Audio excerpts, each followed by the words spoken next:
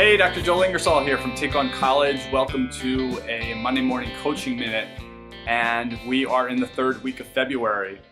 So stress is certainly riding high for high school seniors and their families, especially their parents, who tend to be the sounding boards for a lot of stress and anxiety these days. College decision day is in a couple of months. And certainly with that, comes a lot of stress, a lot of normal stress. And so I wanted to provide you with a couple of tips to help you get through, this period.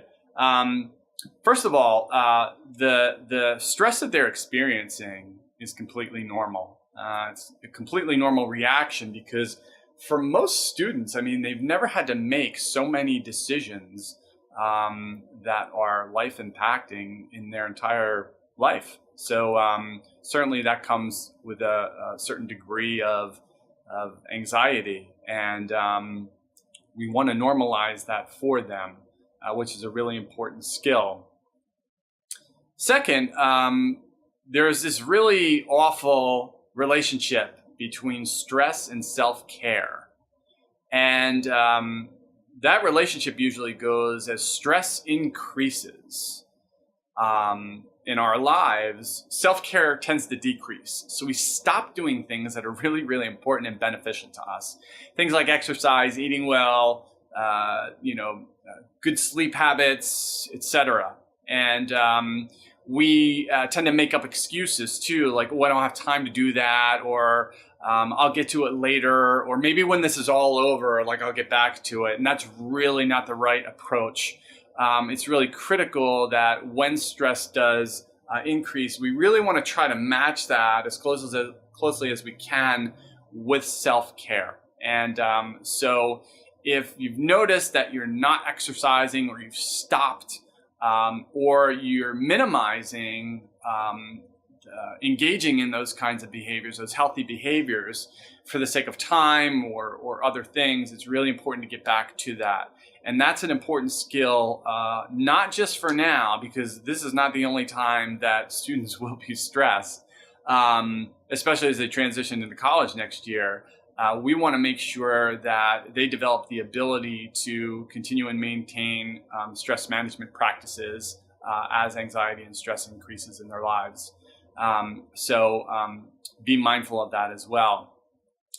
Another thing that occurs that we want to really attend to is that as stress increases and anxiety increases, we often minimize and neglect personal strengths.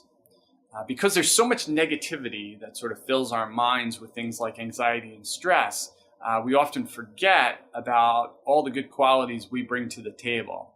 So we end up practicing all this negative thinking and behaving for the sake of practicing the real positive stuff as well. So what I'd encourage you to do is each day, actually, first thing, if you can, when you wake up in the morning, is to spend a few minutes just reminding yourself of all those positive strengths that you have. We're at the point now where, you've made it through nearly 4 years of high school, and there's very good reason for that. And largely because you have personal strengths that have gotten you to this point and that are going to continue to carry you through into a successful transition into college and into your career. So practice reminding yourself of the personal strengths. And lastly, it's really, really important to remember to define your experience. Now, I say that because you're going to be, if you already haven't been, students are going to be flooded with social media messaging, Instagram, Snapchats, on where their friends and everybody they know are getting into school. And for those students who aren't getting into top choices, but reading about other people who are, that generates a lot of tension and anxiety as well, and can lead to things like disappointment, self-doubt, and all that. So be mindful that your college experience and the success of it and the fulfillment of it is going to depend specifically on how you define it, how the student defines it. That's absolutely critical, not anybody else.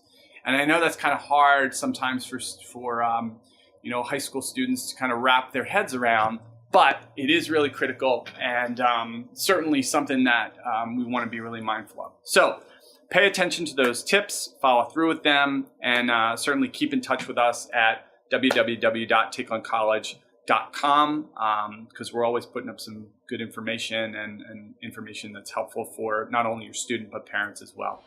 Look forward to seeing you soon. Take care.